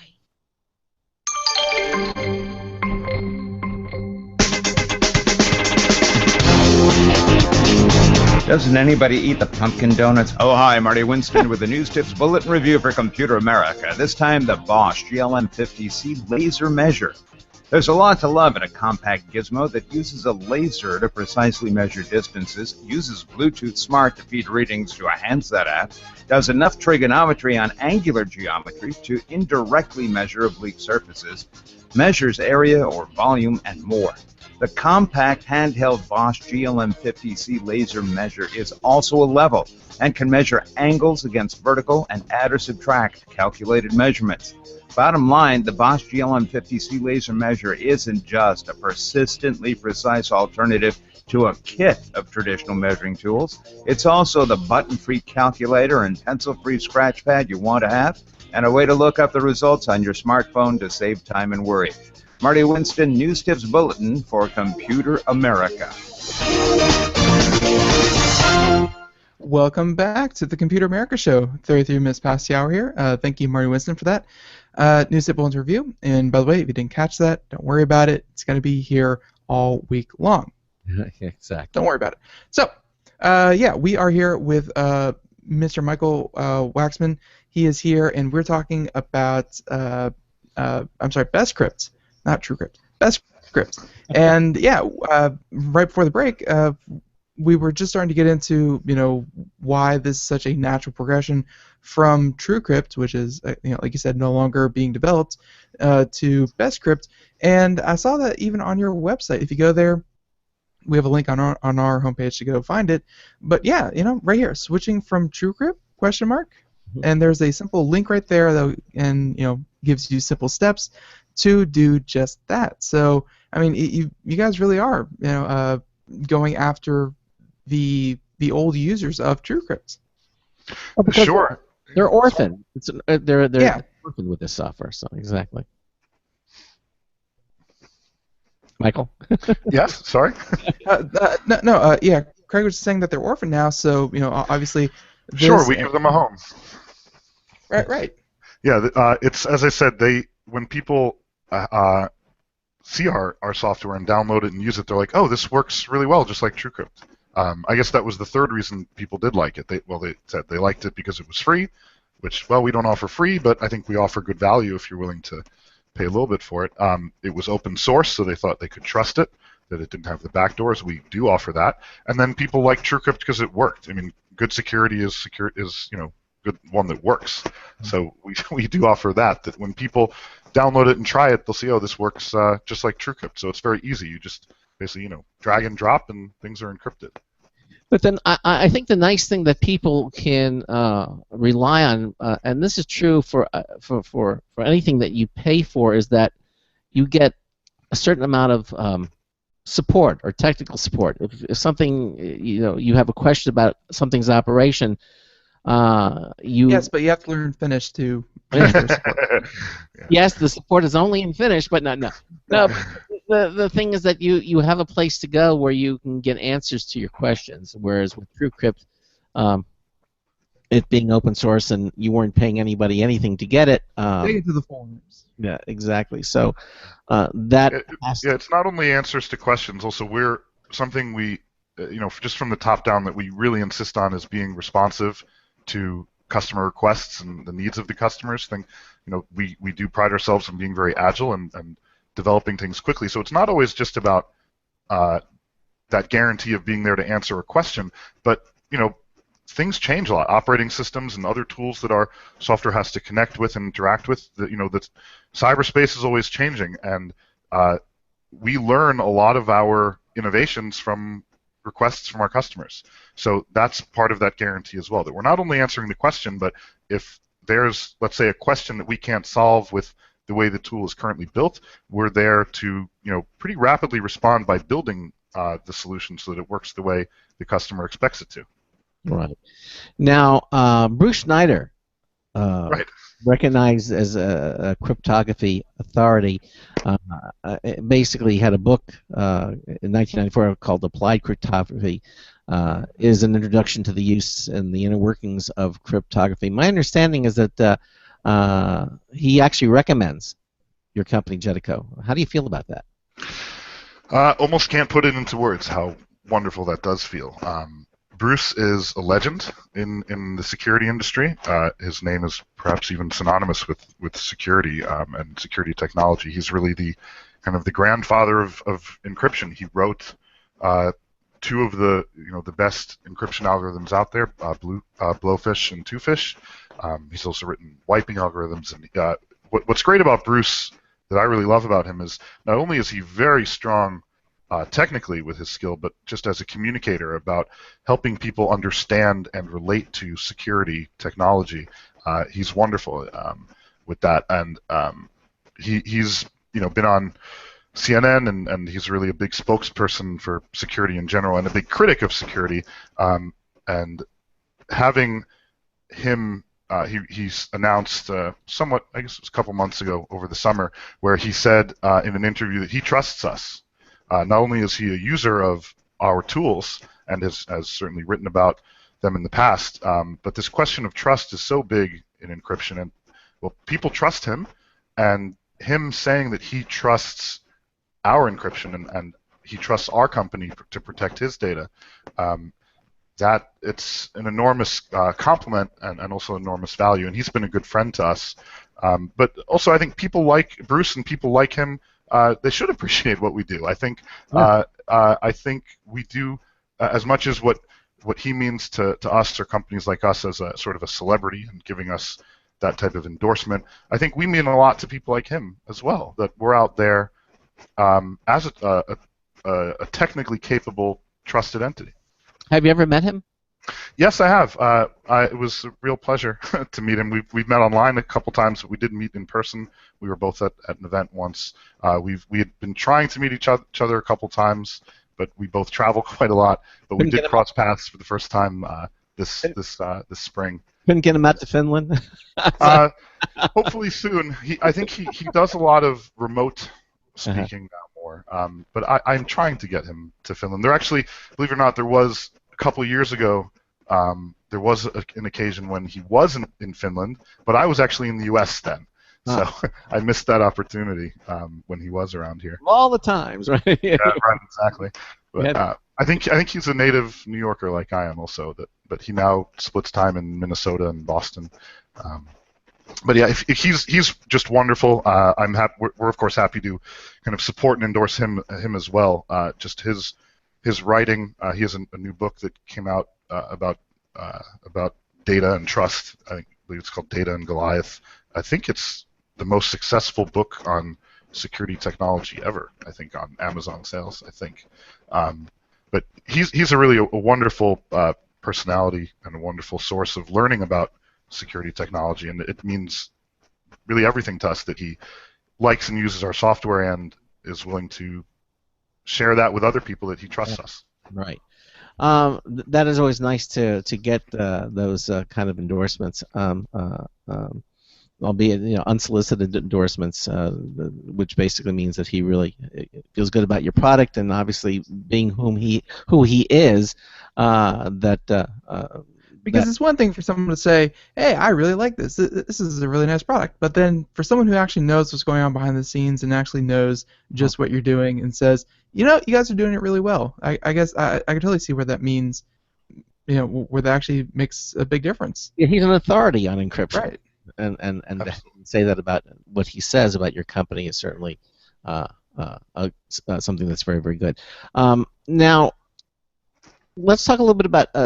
I know people out there, and again, most of our listeners are fairly technically savvy, but some are new, and we certainly welcome them. And then we say, well, I have an antivirus product, or I have malware product. Why do I need an encryption product? What would your response to those people be? Well, that'd be very silly. It's kind of like if you have, let's say, two door. You have a front door and a side door and a back door to your house, and you only lock one of those doors. That's you're not really doing everything. It's important to have network protections, but that's really only protecting the perimeter. And I think that we're aware of people out there called hackers. So hackers do exist. Right. Networks are penetrable. There is no such thing as a impenetrable network. People get through networks, or people make mistakes, or all sorts of things. And encryption and wiping, data protection, that's really your last line of defense. That we put the protection mechanism right on the data. So if let's say if and when people do get past your perimeter, past your network defenses, If they do get through, maybe they'll get inside your network or onto your system. But if they get a hold of your data, it's nonsense to them. Or in the case of wiping, it's simply not there anymore, where they would maybe dig for it. So it's really it's your last line of defense, and without it, you're basically just ignoring an enormous vulnerability. You're saying it's your last line of defense, but shouldn't it also be your first line of defense through encryption? I mean, really? True. Why not? Yes, I agree. But although at the same sense, if I had only data protection and no firewall and no antivirus, that would also be rather silly. So I think it's part of just sort of setting up a new computer. I've written about this as well. That I recently, I guess about a year ago, had to replace my computer at work, and yeah, sure, I do work for a security company, but I was still curious, just internally with my engineers, what's the best way to go about doing this to make sure I'm really doing this in the safest way. And when we got our first computers, maybe 10 years ago, the first thing we cared about was maybe what's our desktop image going to be, which fancy car we're going to put there or something. But now it's very much about making sure that that new computer is secured. So when you get a new computer, you want to make sure that you have antivirus on there, that you have a firewall on there, that you have a good one, and also that before you put any data on there, that you have encrypted that hard drive, or that you have encrypted containers where you can put selected files safely stored. That setting up your data protection is absolutely essential when you're using a new computer or migrating to a new computer. All right. Well, now obviously you're in the heart of this industry and doing what it is that you do. Can you speak to our listeners a little bit about any other challenges that you might see for this industry, this particular part of the industry that you can speak on? Sure. I think it's actually kind of very obvious. The thing is that our endpoints are changing. We used to just have computers in the form of laptops and desktops and servers, but now computers are in the palms of our hands, in smartphones and tablets, and these are new devices that have different operating systems, different ways of storing memory, different types of programs, and that's a challenge for the entire industry. Even the giants in our industry, like a Symantec or others like them, it's still a very new field that we are fighting to protect with new and different mechanisms. So that's an enormous challenge for the whole industry, is how do we protect data, or just how do we secure these new devices with all sorts of new problems. So how are you trying to overcome them? Well, we're building. So we do have a beta of Bestscript, our encryption. We have a beta out on Android, so that's certainly step one. There's a problem that I would guess people are not very familiar with that I'm really digging into now, where on the wiping side, where on traditional computers, with rotary disk or hard disk drive, you could reliably know where data resides and re-access it when you want to overwrite it. But smartphones and tablets and even smaller laptops now use SSD, solid state storage. Sure. And that is, I'm wondering whether you've heard about this problem or not, but you basically cannot reliably re-access data on solid state storage, on SSD. The data is constantly in motion, and there's not this sort of mapping of knowing where that data is. So wiping a selected file on solid state storage is an enormous problem. It basically isn't functioning right now. Have you heard of that problem? No, actually, I had not heard that. I know data is stored differently and on solid state drives, and you need special software to deal with that. But on that particular level, no, I did not realize that the data is actually shifting or moving, as you're so describing. Right, and this is basically an industry-wide problem, and there's problems not only with the erasing of data, but also with digital forensics when you want to recover data, and also some other data protection challenges. And at least in our base, people that do care about security, they resist switching to solid state storage because of because of this problem. So actually, there's an industry association that I've become involved with for 2 years now, trying to solve this as a whole through better standards in that industry. It's SNIA, S-N-I-A, Storage Networking Industry Association. Been really a lot of wonderful people out there from other companies that do erasure, great companies that do data recovery, and then the storage companies that manufacturers themselves. And so we've created this industry action group that we are now really getting rolling, trying to help the industry as a whole solve this with better standards and make SSD, which is working in smartphones and tablets primarily, make that function the way the user expects it to, the way traditional hard disk drives work today. So basically, it's a community-wide effort to make that real. So that I think as users, we expect that nowadays any device we pick up has at least a lot of the same, maybe not all, but a lot of the same capabilities, and that's really one that's lacking, going from hard disk drive to solid state storage, mainly in a smartphone and tablet. So we're part of this group, and we're just getting rolling now. I think it's called the Data Recovery and Erase Group in SNIA. We're bringing together all the industry leaders and trying to solve this as a whole. It probably takes a little time still, but we are doing what we can.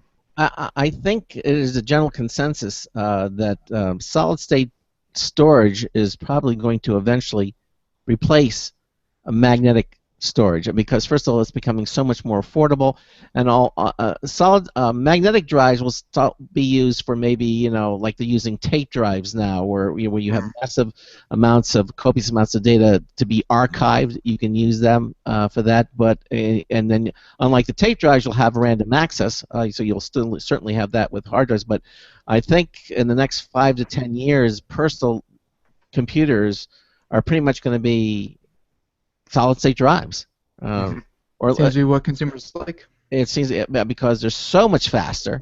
Sure. They have so many. There's so many positives in their favor. It's just that, and as costs are coming down, and they are. I mean, we just announced what was it, about a month ago? A solid-state drive now. What was it, 4 terabyte solid-state drive kind of introduced? Yeah, something like that. It was something from Samsung. Samsung, yeah, exactly. And although that it's kind of pricey, again, the prices are coming down. Certainly, the 1 terabyte solid-state drives are coming down even more quickly because of these larger drives. Basically, they're mimicking what happened with the rotating platters. As the price held down. They announced a 15 terabyte. A 15 terabytes, yes, it's even more. So we're going to see this happen, and obviously, companies like yours are positioning themselves to be prepared for that, because eventually most people are going to have solid-state drives. I mean, they're like so much faster, and the only thing that's holding them back is the cost, and that cost is dropping, and the capacities are growing. Like anything else. So in the next 5, 10, 15 years, sounds to me like you'll be ready. Right. That's something I think historically. That's something we've done, where when these new operating systems or other new types of hardware have come along, that's something we do really pride ourselves on, is being ready. Unfortunately, in the past, with those other problems we've solved, we've been able to do them independently by ourselves. Just sort of working in a bubble, solving it ourselves. What makes the solid state challenge unique is that we need to solve it as an entire community. We need to work with partners, and what's amazing about SSD is, as I've gotten more familiar with that industry lately, even data centers will be entirely SSD. Yeah, I get it. It's phenomenal just how rapidly that has evolved. I agree with you completely, and I think that just goes toward what I said further, that basically it's all going to be solid state, and again, it sounds to me like you're going to be ready for that, and because these problems you're talking about are problems, but they're all solvable. There are. Right. You're not up against the wall that can't be solved. Agreed. And it's not only about everything being solid state. As I said, it's that I think laptops and desktops, as we know them those are also going to go away eventually as well. We're all just going to basically have screens, and the operating systems are changing. That the way our endpoints exist right now are going to be very different in the future, and it's critical that we are anticipating those kind of seismic shifts, and that we're ready to deliver what our users need from us, whatever the endpoint becomes. So you're also of the mind that eventually people are just going to be using terminals. we got about 5 minutes left, Michael. What can we expect to see from Jetico in, let's say, the next 12 months? Sure. Well, I guess first, before we get too far ahead of the next 12 months, just this month already this is Cybersecurity Awareness Month, right. October, and we support that in a number of ways. There's a blog that I've been contributing for a couple years now for the National Cybersecurity Alliance in the U.S., and they do a wonderful job of just trying to raise awareness about cybersecurity, educational tools. This week, their mission is promoting careers in cybersecurity. That's something here in Finland I care a lot about as well. That you guys probably know about Angry Birds. Yeah. Angry Birds is another Finnish invention. So in Finland, there's a lot of great technical talent, but there's, I guess, a bit of a challenge between the security industry in Finland and the gaming industry, and a bit of a fight for that talent of which path they take. And the gaming industry is certainly more attractive, I guess, but enticing people to develop a career in cybersecurity is really, really important for the future, and that's the focus this week of Cybersecurity Awareness Month. So I have a blog that will be published tomorrow, actually, just trying to help people get excited about a career in cybersecurity. So that's the immediate of what's next. Down the road, I touched a lot already. We talked a lot about mobile devices. We have that's very much the future of our company, is securing the mobile device, and our first step towards that is BestScript on Android, which is in beta right now. And just more and more development on the mobile side is huge. The other part that's very much in our future is we are a Finnish company, but most of our business actually is in the U.S., and we are right now working to develop better customer support in the U.S. to be closer to our customers. I guess historically our users have mostly been quite technically savvy, where we've been able to handle the support pretty well, I guess, remotely. But as we have more users, especially in the compliance market, people that need us, to protect healthcare data or financial data, people that are not maybe inherently built on using security and don't really like security, they just have it to check a box. They have there's a bit more of a burden for supporting those customers. So that's very big for Jetico in the future, is building our customer support operation in the U.S. Okay. Well, again, the website again is Jetico, and the website is www.jetico.com. You can just go to computeramerica.com. We have a link to the Jetico website right on our homepage at computeramerica.com. It's easy to find, and you can visit their website and check them out for yourself. Certainly something that you definitely need to be aware of if not already. And if you were using TrueCrypt, well, you heard the man. You need to move over to BestScript for all the reasons that we outlined. And Michael, I want to thank you. Real quick, we didn't cover pricing of these products. Oh, I'm sorry. Yeah, thank you. How much is BestScript and how much is BCY? Sure. Well, actually, if you buy the BestScript container encryption, that comes with BCY built in, and that is now for $59. Okay. So if you get the whole package with the volume encryption, that's $119 or $120. We are running a promotion right now, though, because it's Cybersecurity Awareness Month.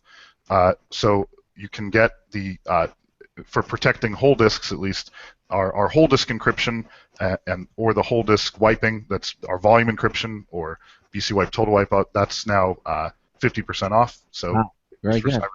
So if you come to our website, now you can get the whole disk data protection, encryption, or wiping for 50% off. And if I can have a last word, I mentioned earlier that I'm from New York. I'm a very proud Mets fan, and tonight is Game 1 of the World Series. And it's equally joyful and also frustrating that I'm not in New York right now with friends and family to cheer on the Mets. But let's go Mets. All right, absolutely. Well said. Well said.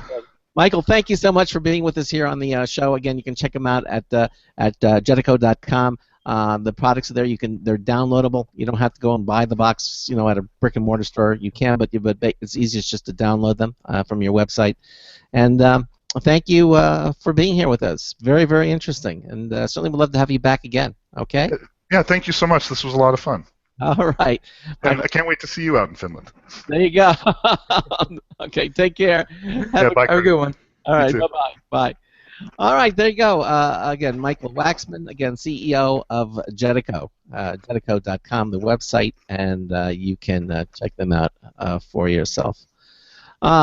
Interesting show, really. Again, we had the New Jersey Institute of Technology on the program in the first hour, and talking about Edwin Berkeley, a little history, a little behind the scenes. It's always nice to know that stuff. And then, again, finishing it off with Jetico. It was a very information-heavy episode today, but I think that's okay. Yeah, exactly. I do so. Coming up tomorrow in the first hour of the show, we're going to have ProSoft on the show. Greg Brewer is going to be here with. He's been on the show before. We're going to talk about their product called Drive Genius Data Rescue. Data Rescue 1. This for people who your hard drive has crashed and they have the techniques to get that data back from ProSoft Engineering. We're going to have him on the show. 60 seconds. And then in the second hour of the show, Dick DiBartolo, the Giz Wiz, Mad Magazine's maddest writer, going to be joining us, talking about all the fun stuff that he finds on the internet for us. Just a fun guy and fun topics. So he'll be with us in the L because it's the last Wednesday of the month. And thanks to all of you so much for being here with Ben and I here on the show. And we'll be back tomorrow, same time, same station. So until tomorrow afternoon, this is Craig Crossman hoping that your hard disk never becomes floppy. See you tomorrow afternoon. Have a good one, everyone.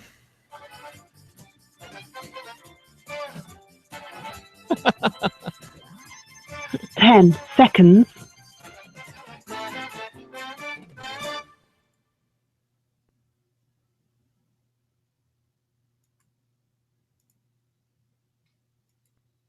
Thank you for using Blog Talk Radio. Goodbye. Okay, everybody, again, thanks for watching the show, and certainly enjoyed having you here, and Ben and I will see you tomorrow afternoon. Have a good one. Bye-bye. Bye.